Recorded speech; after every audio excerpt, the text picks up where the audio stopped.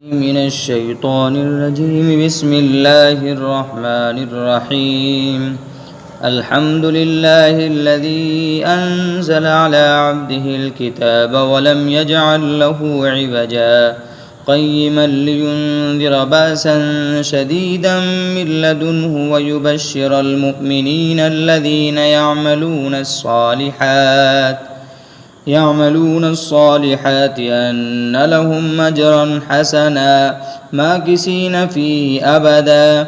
وينذر الذين قالوا اتخذ الله ولدا ما لهم به من علم ولا لآبائهم كبرت كلمة تخرج من أفواههم إن يقولون إلا كذبا فلعلك باخع نفسك على آثارهم إن لم يؤمنوا بهذا الحديث أسفا إنا جعلنا ما على الأرض زينة لها لنبلوهم أيهم أحسن عملا وإنا لجاعلون ما عليها سعيدا جرزا أم حسبت أن أصحاب الكهف والرقيم كانوا من آياتنا عجبا إذ أوى الفتية إلى الكهف فقالوا ربنا آتنا من لدنك رحمة وهيئ لنا من أمرنا رشدا فضربنا على آذانهم في الكهف سنين عددا ثم بعثناهم لنعلم أي الحزبين يحصى لما لبثوا أمدا نحن نقص عليك نبأهم بالحق إنهم فتية آمنوا بربهم وزدناهم هدى وربطنا على قلوبهم إذ قاموا فقالوا ربنا رب السماوات والأرض لن ندعو من دونه إلها لقد قلنا إذا شططا هؤلاء قوم اتخذوا من دونه آلهة لولا ياتون عليهم بسلطان بين فمن أظلم ممن افترى على الله كذبا فأووا إلى الكهف ينشر لكم ربكم من رحمة ويهيئ لكم من أمركم مرفقا وترى الشمس إذا طلعت تزاور عن كهفهم ذات اليمين وإذا غربت تقرضهم ذات الشمال وهم في فجوة منه ذلك من آيات الله من يهد الله فهو المهتد ومن يضلل فلن تجد له وليا مرشدا وتحسبهم أيقاظا وهم رقود ونقلبهم ذات اليمين وذات الشمال وكلبهم باسط ذراعيه بالوصيد لو اطلعت عليهم لوليت منهم فرارا ولملئت منهم رعبا وكذلك بعثناهم ليتساءلوا بينهم قال قائل منهم كم لبثتم قالوا لبثنا يوما أو بعض يوم قالوا ربكم أعلم بما لبثتم فابعثوا أحدكم بورقكم هذه إلى المدينة فلينظر أيها أزكى طعاما فليأتكم برزق منه وليتلطف ولا يشعرن بكم أحدا إنهم إن يظهروا عليكم يرجموكم أو يعيدكم في ملتهم ولن تفلحوا إذا أبدا وكذلك عثرنا عليهم ليعلموا أن وعد الله حق وأن الساعة لا ريب فيها إذ يتنازعون بينهم أمرهم فقالوا ابنوا عليهم بنيانا ربهم أعلم بهم قال الذين غلبوا على أمرهم لنتخذن عليهم مسجدا سيقولون ثلاثة رابعهم كلبهم ويقولون خمسة سادسهم كلبهم رجما بالغيب ويقولون سبعة وثامنهم كلبهم قل ربي أعلم بعدتهم ما يعلمهم إلا قليل فلا تمار فيهم إلا مراء ظاهرا ولا تستفت فيهم منهم أحدا ولا تقولن لشيء إني فاعل ذلك غدا إلا أن يشاء الله واذكر ربك إذا نسيت وقل عسى أن يهديني ربي ليقرب من هذا رشدا ولبثوا في كهفهم 300 سنين وازدادوا 9 قل الله أعلم بما لبثوا له غيب السماوات والأرض أبصر به وأسمع ما لهم من دونه من ولي ولا يشرك في حكمه أحدا واتل ما أوحي إليك من كتاب ربك لا مبدل لكلماته ولن تجد من دونه ملتحدا واصبر نفسك مع الذين يدعون ربهم بالغداة والعشي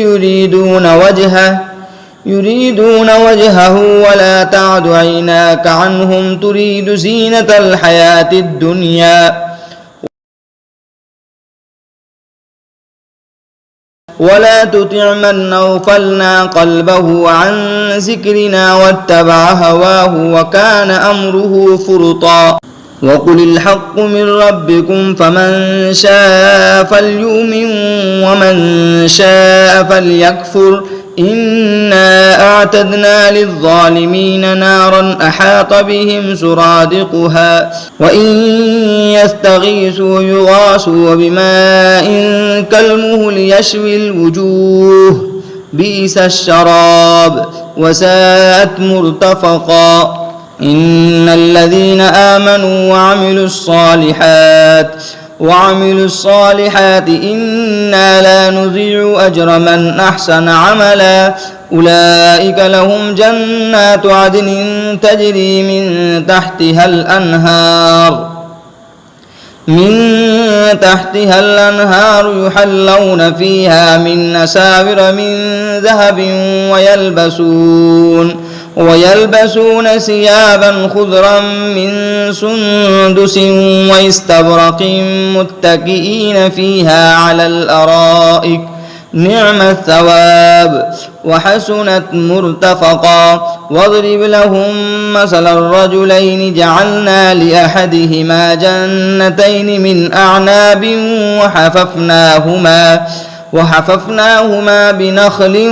وجعلنا بينهما زرعا كلتا الجنتين آتت أكلها ولم تظلم منه شيئا وفجرنا خلالهما نهرا وكان له ثمر فقال لصاحبه وهو يحاوره أنا أكثر منك مالا وأعز نفرا ودخل جنته وهو ظالم لنفسه قال ما أظن أن تبيد هذه أبدا وما أظن الساعة قائمة ولئن رددت إلى ربي لأجدن خيرا منها منقلبا قال له صاحبه وهو يحاوره وكفرت بالذي خلقك من تراب ثم من نطفة ثم سواك رجلا لكن هو الله ربي ولا أشرك بربي أحدا ولولا إذ دخلت جنتك قلت ما شاء الله لا قوة إلا بالله إن ترني أنا أقل منك مالا وولدا فعسى ربي أن يؤتيني خيرا من جنتك ويرسل عليها حسبانا من السماء فتصبح سعيدا زلقا أو يصبح ماؤها غورا فلن تستطيع له طلبا وأحيط بثمره فأصبح يقلب كفيه على ما أنفق فيها وهي خاوية على عروشها ويقول يا ليتني لم أشرك بربي أحدا ولم تكن له فئة ينصرونه من دون الله وما كان منتصرا هنالك الولاية لله الحق هو خير ثوابا وخير عقبا واضرب لهم مثل الحياة الدنيا كماء إن أنزلناه من السماء فاختلط به نبات الأرض فأصبح حسيما تذروه الرياح وكان الله على كل شيء مقتدرا المال والبنون زينة الحياة الدنيا والباقيات الصالحات خير عند ربك ثوابا وخير أملا ويوم نسير الجبال وترى الأرض بارزة وحشرناهم فلم نغادر منهم أحدا وعرضوا على ربك صفا لقد جئتمونا كما خلقناكم أول مرة بل زعمتم أن لن نجعل لكم موعدا ووضع الكتاب فترى المجرمين مشفقين مما فيه ويقولون يا ويلتنا ما لهذا الكتاب لا يغادر صغيرة ولا كبيرة إلا أحصاها ووجدوا ما عملوا حاضرا ولا يظلم ربك أحدا وإذ قلنا للملائكة اسجدوا لآدم فسجدوا إلا إبليس كان من الجن ففسق عن أمر ربه أفتتخذونه وذريته أولياء من دوني وهم لكم عدو بئس للظالمين بدلا ما أشهدتهم خلق السماوات والأرض ولا خلق أنفسهم وما كنت متخذ المضلين عزدا ويوم يقول نادوا شركائي الذين زعمتم فدعوهم فلم يستجيبوا لهم وجعلنا بينهم موبقا ورأى المجرمون النار فظنوا أنهم مواقعوها ولم يجدوا عنها مصرفا ولقد صرفنا في هذا القرآن للناس من كل مثل وكان الإنسان أكثر شيء جدلا وما منع الناس أن يؤمنوا إذ جاءهم الهدى ويستغفروا ربهم إلا أن تأتيهم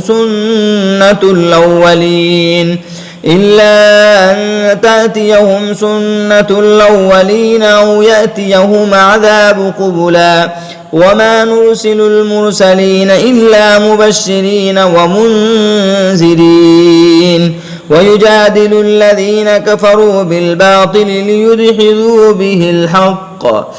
الحق واتخذوا آياتي وما أنذروا هزوا ومن أظلم ممن ذكر بآيات ربه فأعرض عنها ونسي ما قدمت يداه إنا جعلنا على قلوبهم أكنة أن يفقهوه وفي آذانهم وقرا وإن تدعوهم إلى الهدى فلن يهتدوا إذا أبدا وربك الغفور ذو الرحمة لو يؤاخذهم بما كسبوا لعجل لهم العذاب بل لهم موعدا لن يجدوا من دونه موئلا وتلك القرى أهلكناهم لما ظلموا وجعلنا لمهلكهم موعدا وإذ قال موسى لفتاه لا أبرح حتى أبلغ مجمع البحرين أو أمضي حقبا فلما بلغا مجمع بينهما نسيا حوتهما فاتخذ سبيله في البحر سربا فلما جاوزا قال لفتاه آتنا غداءنا لقد لقينا من سفرنا هذا نصبا قال أرأيت إذا أوينا إلى الصخرة فإني نسيت الحوت وما أنسانيه إلا الشيطان أن أذكره واتخذ سبيله في البحر عجبا قال ذلك ما كنا نبغي فارتد على آثارهما قصصا فوجدا عبدا من عبادنا آتيناه رحمة من عندنا وعلمناه من لدنا علما قال له موسى هل أتبعك على أن تعلمني مما علمت رشدا قال إنك لن تستطيع معي صبرا وكيف تصبر على ما لم تحط به خبرا قال ستجدني إن شاء الله صابرا ولا أعصي لك أمرا قال فإن اتبعتني فلا تسألني عن شيء حتى أحدث لك منه ذكرا فانطلقا حتى إذا ركبا في السفينة خرقها قال خرقتها لتغرق أهلها لقد جئت شيئا إمرا قال لم أقل إنك لن تستطيع معي صبرا قال لا تؤاخذني بما نسيت ولا ترهقني من أمري عسرا فانطلقا حتى إذا لقيا غلاما فقتله قال أقتلت نفسا زكية بغير نفس لقد جئت شيئا نكرا قال لم أقل لك إنك لن تستطيع معي صبرا قال إن سألتك عن شيء بعدها فلا تصاحبني قد بلغت من لدني عذرا فانطلقا حتى إذا أتيا أهل قرية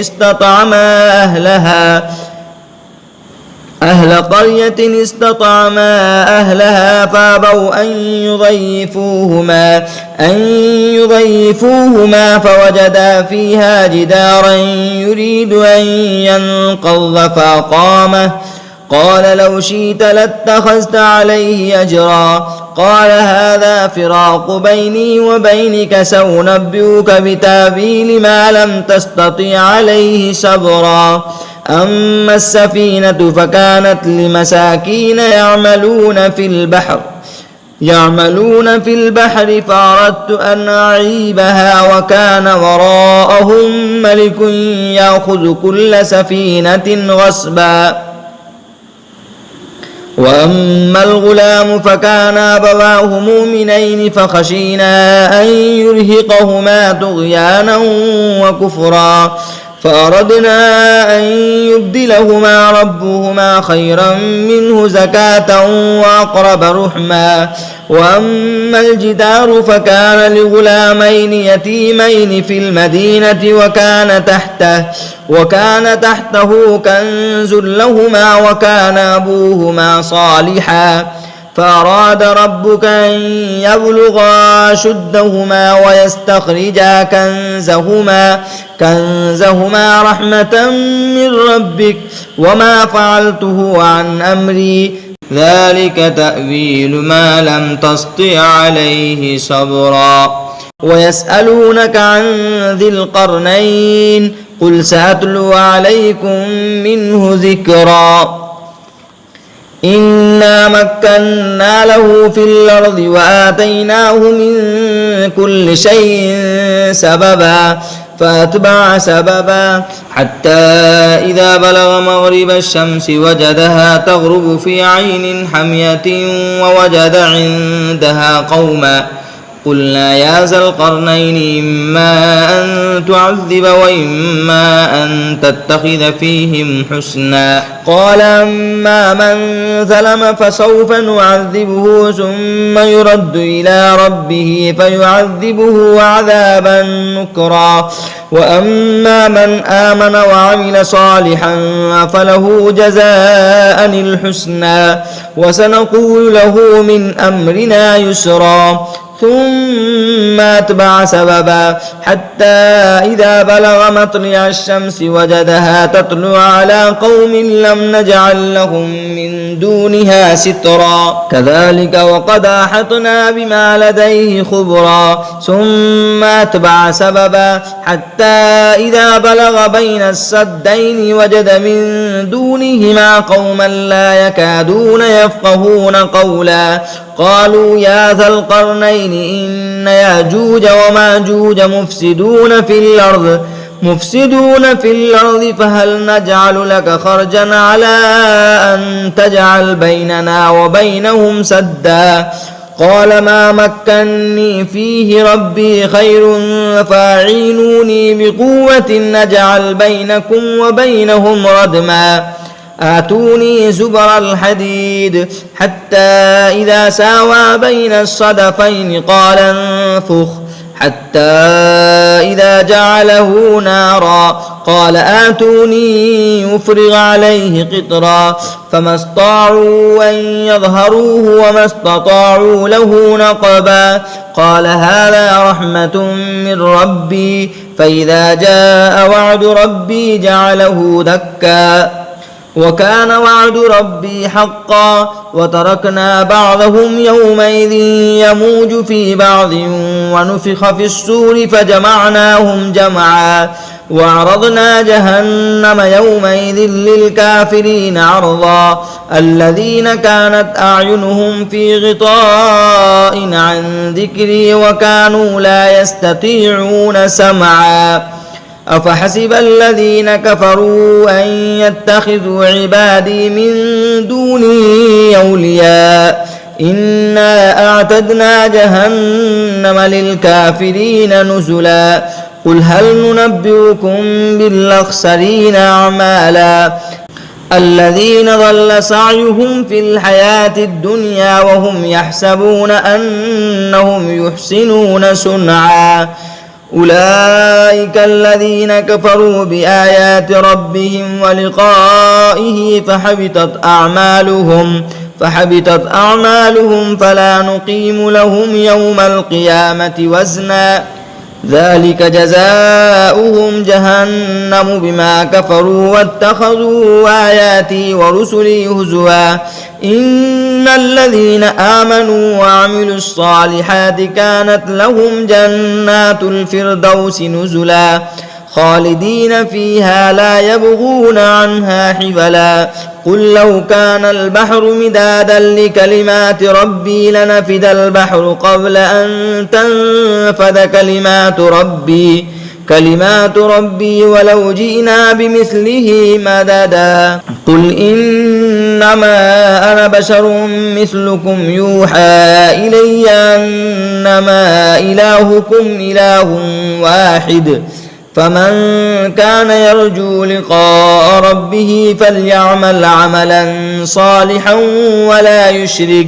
ولا يشرك بعبادة ربه أحدا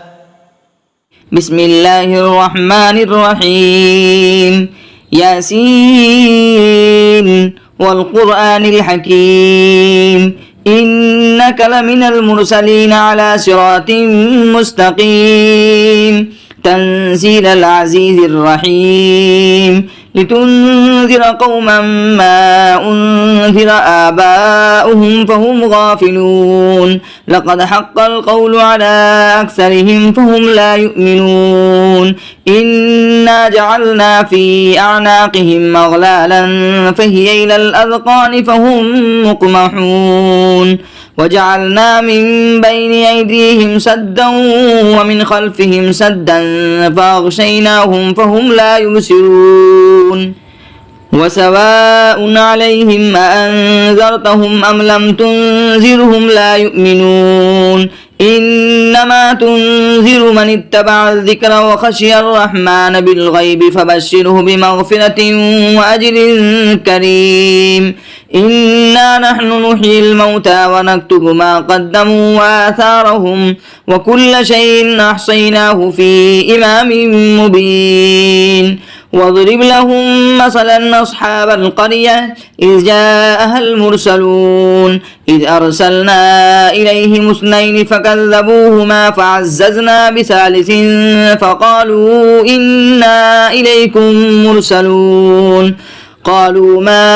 أنتم إلا بشر مثلنا وما أنزل الرحمن من شيء إن أنتم إلا تكذبون قالوا ربنا يعلم إنا إليكم لمرسلون وما علينا إلا البلاغ المبين قالوا إنا تطيرنا بكم لئن لم تنتهوا لنرجمنكم وليمسنكم منا عذاب أليم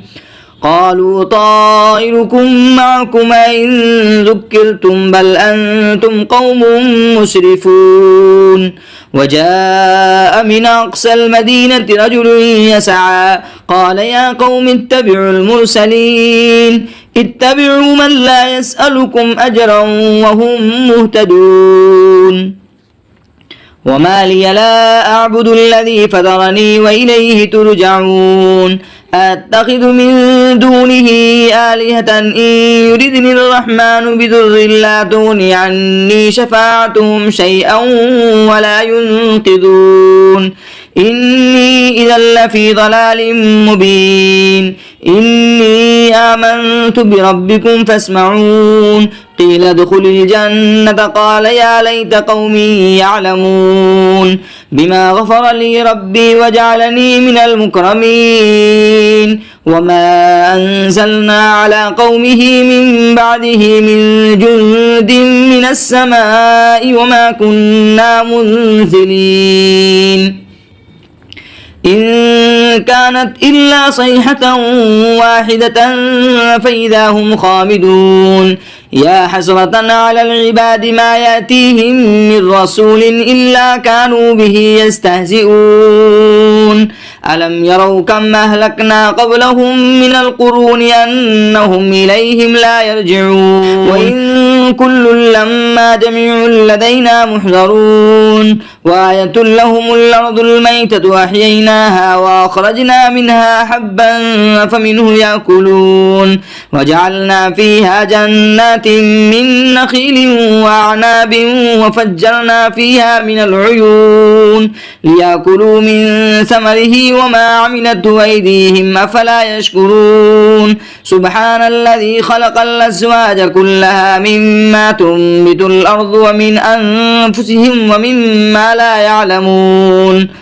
وآية لهم الليل نسلخ منه النهار فإذا هم مظلمون والشمس تجري لمستقر لها ذلك تقدير العزيز العليم والقمر قدرناه منازل حتى عاد كالعرجون القديم لا الشمس ينبغي لها أن تدرك القمر ولا الليل سابق النهار وكل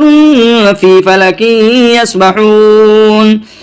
وآية لهم أنا حملنا ذريتهم في الفلك المسحون وخلقنا لهم من مثله ما يركبون وإن نشأ نغرقهم فلا صريخ لهم ولا هم ينقذون إلا رحمة منا ومتاعا إلى حين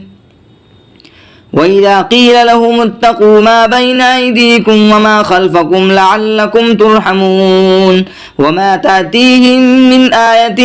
من آيات ربهم إلا كانوا عنها معرضين وإذا قيل لهم أنفقوا مما رزقكم الله قال الذين كفروا للذين آمنوا أنطعم من لو يشاء الله أطعمه إن أنتم إلا في ضلال مبين ويقولون متى هذا الوعد إن كنتم صادقين ما ينظرون إلا صيحة واحدة تأخذهم وهم يخصمون فلا يستطيعون توصية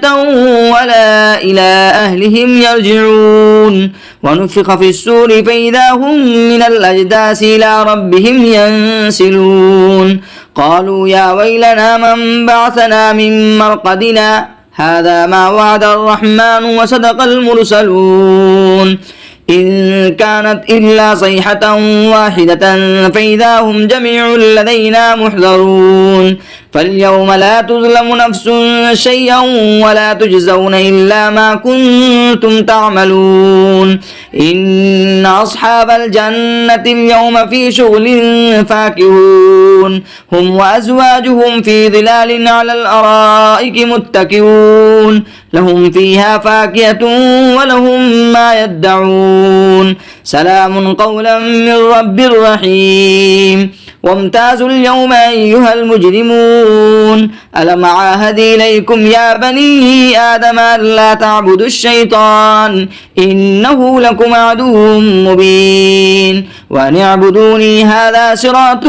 مستقيم ولقد أضل منكم جبلا كثيرا فلم تكونوا تعقلون هذه جهنم التي كنتم توعدون اصلوها اليوم بما كنتم تكفرون اليوم نختم على أفواههم وتكلمنا أيديهم وتشهد أرجلهم بما كانوا يكسبون ولو نشاء لطمسنا على أعينهم فاستبقوا الصراط فأنى يبصرون ولو نشاء لمسخناهم على مكانتهم فما استطاعوا مضيا ولا يرجعون ومن نعمره ننكسه في الخلق أفلا يعقلون وما علمناه الشعر وما ينبغي له إن هو إلا ذكر وقرآن مبين لينذر من كان حيا ويحق القول على الكافرين أولم يروا أنا خلقنا لهم مما عملت أيدينا أنعاما فهم لها مالكون وظللناها لهم فمنها ركوبهم ومنها يأكلون ولهم فيها منافع ومشارب أفلا يشكرون واتخذوا من دون الله آلهة لعلهم ينصرون لا يستطيعون نصرهم وهم لهم جند محضرون فلا يحزنك قولهم إنا نعلم ما يسرون وما يعلنون أولم ير الإنسان أنا خلقناه من نطفة فإذا هو خصيم مبين وضرب لنا مثلا ونسي خلقه قال من يحيي العظام وهي رميم قل يحييها الذي أنشاها أول مرة وهو بكل خلق عليم الذي جعل لكم من الشجر الأخضر نارا فإذا أنتم منه توقدون أوليس الذي خلق السماوات والأرض بقادر على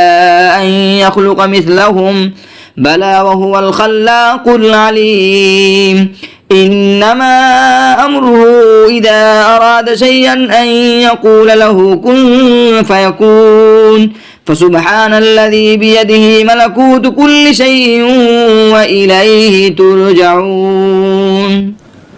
أعوذ بالله من الشيطان الرجيم بسم الله الرحمن الرحيم الرحمن علم القرآن خلق الإنسان علمه البيان الشمس والقمر بحسبان والنجم والشجر يسجدان والسماء رفعها ووضع الميزان ألا تطغوا في الميزان وأقيموا الوزن بالقسط ولا تخسروا الميزان والأرض وضعها للأنام فيها فاكهة والنخل ذات الأكمام والحب ذو العصف والريحان فبأي آلاء ربكما تكذبان خلق الإنسان من صلصال كالفخار وخلق الجان من مارج من نار فبأي آلاء ربكما تكذبان رب المشرقين ورب المغربين فبأي آلاء ربكما تكذبان مرج البحرين يلتقيان بينهما برزخ لا يبغيان فبأي آلاء ربكما تكذبان يخرج منهما اللؤلؤ والمرجان فبأي آلاء ربكما تكذبان وله الجوار المنشآت في البحر كالأعلام فبأي آلاء ربكما تكذبان كل من عليها فان ويبقى وجه ربك ذو الجلال والإكرام فبأي آلاء ربكما تكذبان يسأله من في السماوات والأرض كل يوم هو في شان فبأي آلاء ربكما تكذبان سنفرغ لكم أيها الثقلان فبأي آلاء ربكما تكذبان يا معشر الجن والإنس إن استطعتم أن تنفذوا من أقطار السماوات والأرض فانفذوا لا تنفذون إلا بسلطان فبأي آلاء ربكما تكذبان يرسل عليكما شواظ من نار ونحاس فلا تنتصران فبأي آلاء ربكما تكذبان فإذا انشقت السماء فكانت وردة كالدهان فبأي آلاء ربكما تكذبان فيومئذ لا يسأل عن ذنبه إنس ولا جان فبأي آلاء ربكما تكذبان يعرف المجرمون بسيماهم فيؤخذ بالنواصي والأقدام فبأي آلاء ربكما تكذبان هذه جهنم التي يكذب بها المجرمون يطوفون بينها وبين حميم آن فبأي آلاء ربكما تكذبان ولمن خاف مقام ربه جنتان فبأي آلاء ربكما تكذبان ذواتا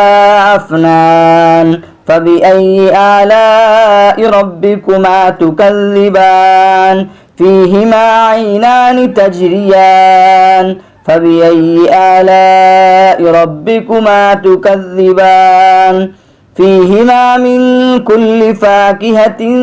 زوجان فبأي آلاء ربكما تكذبان متكئين على فرش بطائنها من استبرق وجنى الجنتين دان فبأي آلاء ربكما تكذبان فيهن قاصرات الطرف لم يطمسهن إنس قبلهم ولا جان فبأي آلاء ربكما تكذبان كأنهن الياقوت والمرجان فبأي آلاء ربكما تكذبان هل جزاء الإحسان إلا الإحسان فبأي آلاء ربكما تكذبان ومن دونهما جنتان فبأي آلاء ربكما تكذبان مدهامتان فبأي آلاء ربكما تكذبان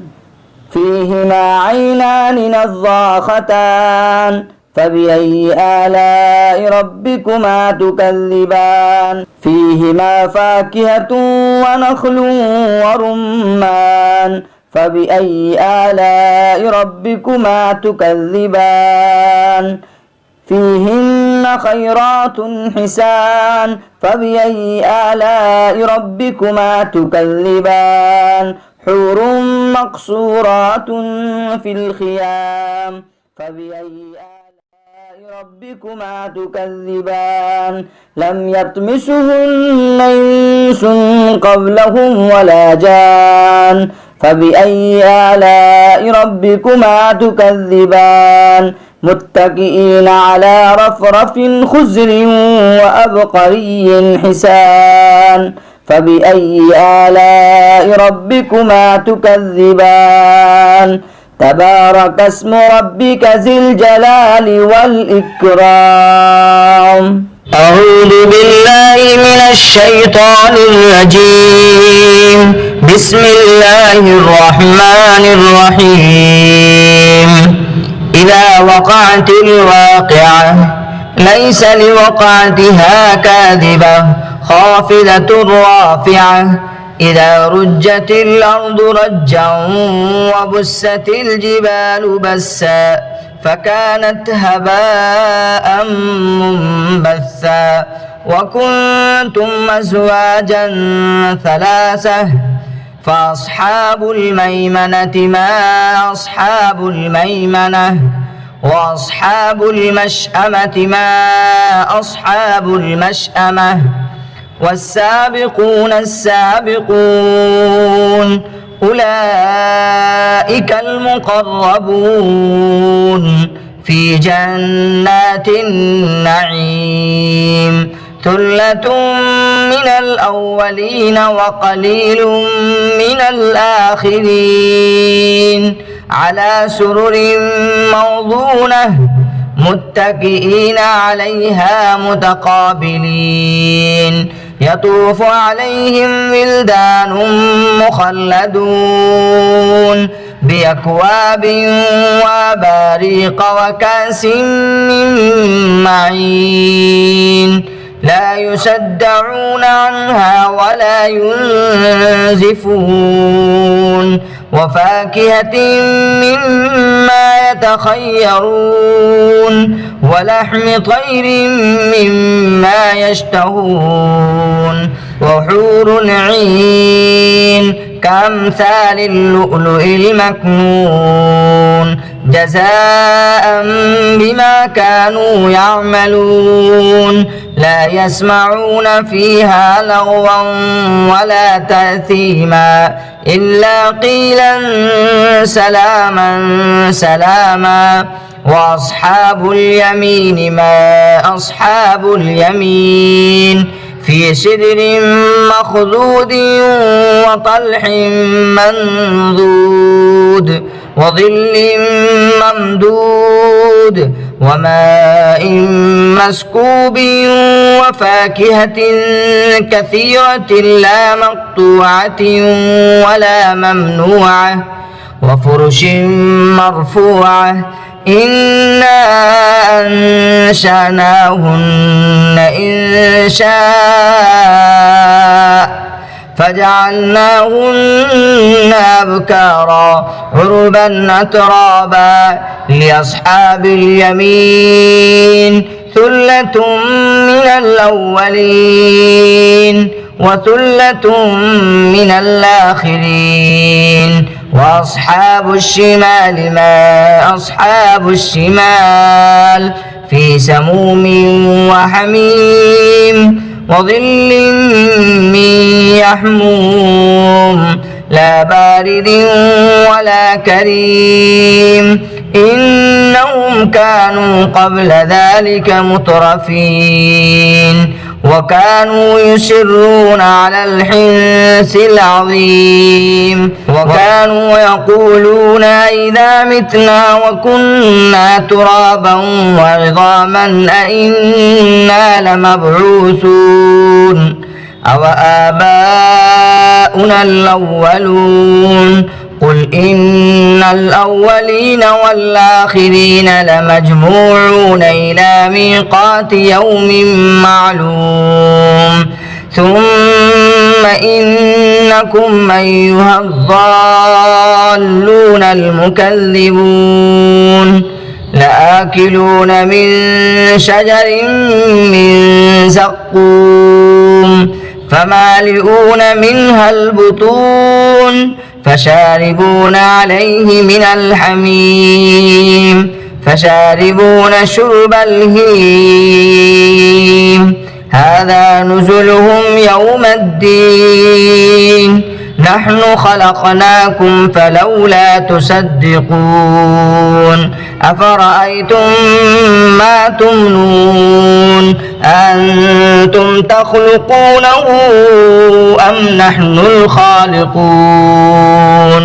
نحن قدرنا بينكم الموت وما نحن بمسبوقين على أن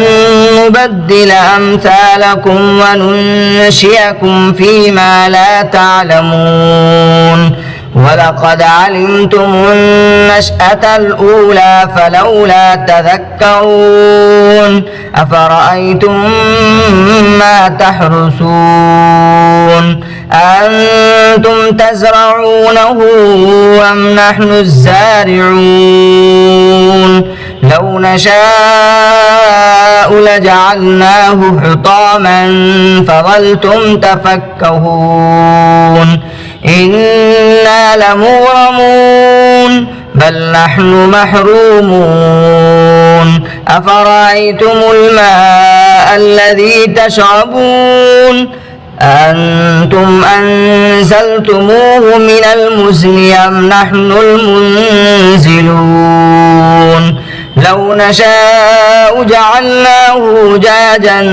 فلولا تشكرون أفرأيتم النار التي تورون أأنتم أنشأتم شجرتها أم نحن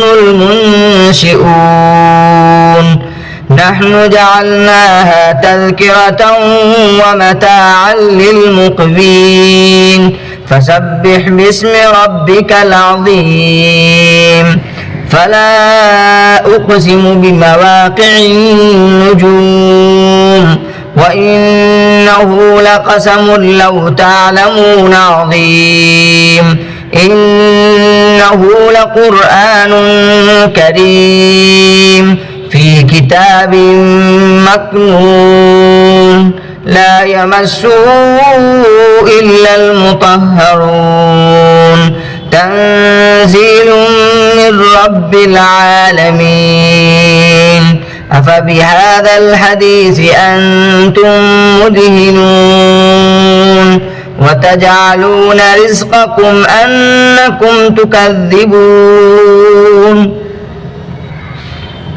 فلولا إذا بلغت الحلقوم وأنتم حينئذ تنظرون ونحن أقرب إليه منكم ولكن لا تبصرون فلولا إن كنتم غير مدينين ترجعونها إن كنتم صادقين فأما إن كان من المقربين فروح وريحان وجنة نعيم وأما إن كان من أصحاب اليمين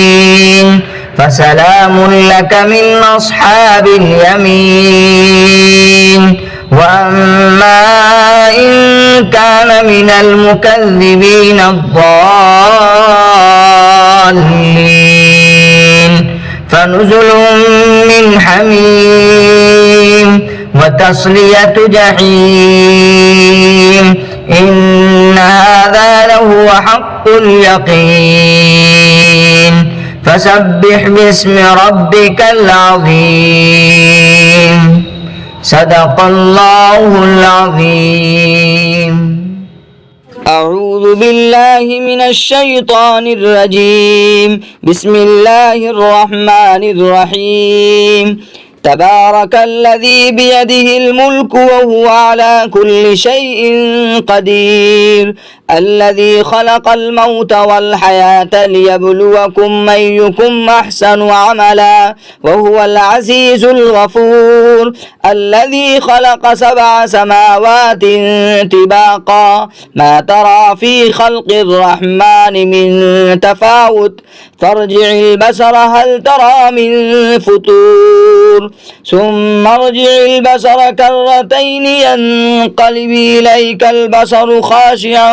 وهو حسير ولقد زينا السماء الدنيا بمصابيح وجعلناها رجوما للشياطين وأعتدنا لهم عذاب السعير وللذين كفروا بربهم عذاب جهنم وبئس المصير إذا ألقوا فيها سمعوا لها شهيقا وهي تفور تكاد تميز من الغيظ كلما ألقي فيها فوج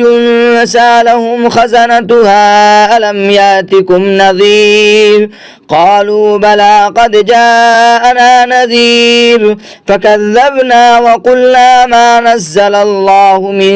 شيء إن أنتم إلا في ضلال كبير وقالوا لو كنا نسمع أو نعقل ما كنا في أصحاب السعير فاعترفوا بذنبهم فسحقا لأصحاب السعير إن الذين يخشون ربهم بالغيب لهم مغفرة وأجر كبير وأسروا قولكم أو اجهروا به إنه عليم بذات الصدور ألا يعلم من خلق وهو اللطيف الخبير هو الذي جعل لكم الأرض ذلولا فامشوا في مناكبها وكلوا من رزقه وإليه النشور أأمنتم من في السماء أن يخسف بكم الأرض فإذا هي تمور أم أمنتم من في السماء أن يرسل عليكم حاصبا فستعلمون كيف نذير ولقد كذب الذين من قبلهم فكيف كان نكير أولم يروا إلى الطير فوقهم صافات ويقبضن ما يمسكهن إلا الرحمن إنه بكل شيء بصير أمن هذا الذي هو جند لكم ينصركم من دون الرحمن إن الكافرون إلا في غرور أمن هذا الذي يرزقكم من أمسك رزقه بل لجوا في عتو ونفور أفمن يمشي مكبا على وجهه يهدى أمن يمشي سويا على صراط مستقيم قل هو الذي أنشأكم وجعل لكم السمع والأبصار والأفئدة قليلا ما تشكرون قل هو الذي ذراكم في الأرض وإليه تحشرون ويقولون متى هذا الوعد إن كنتم صادقين قل إنما العلم عند الله وإنما أنا نذير مبين فلما رأوه زلفة سيئت وجوه الذين كفروا وقيل هذا الذي كنتم به تدعون قل أرأيتم من أهلكني الله ومن معي أو رحمنا فمن يجير الكافرين من عذاب أليم قل هو الرحمن آمنا به وعليه توكلنا فستعلمون من هو في ضلال مبين قل أرأيتم إن أصبح ماؤكم غورا فمن يأتيكم بماء معين. أعوذ بالله من الشيطان الرجيم. بسم الله الرحمن الرحيم. يا أيها المزمل قم الليل إلا قليلا نصفه وانقص منه قليلا أو زد عليه ورتل القرآن ترتيلا إنا سنلقي عليك قولا ثقيلا إن ناشئة الليل هي أشد وطئا وأقوم قيلا إن لك في النهار سبحا طويلا واذكر اسم ربك وتبتل إليه تبتيلا رب المشرق والمغرب لا إله إلا هو فاتخذه وكيلا واصبر على ما يقولون واهجرهم هجرا جميلا وذرني والمكذبين أولي النعمة ومهلهم قليلا إن لدينا أنكالا وجحيما وطعاما ذا غصة وعذابا أليما يوم ترجف الأرض والجبال وكانت الجبال كثيبا مهيلا إنا أرسلنا إليكم رسولا شاهدا عليكم كما أرسلنا إلى فرعون رسولا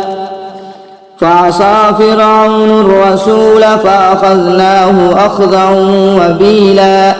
فكيف تتقون إن كفرتم يوما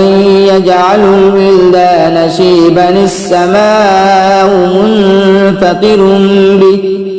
كان وعده مفعولا إن هذه تذكرة فمن شاء اتخذ إلى ربه سبيلا إن ربك يعلم أنك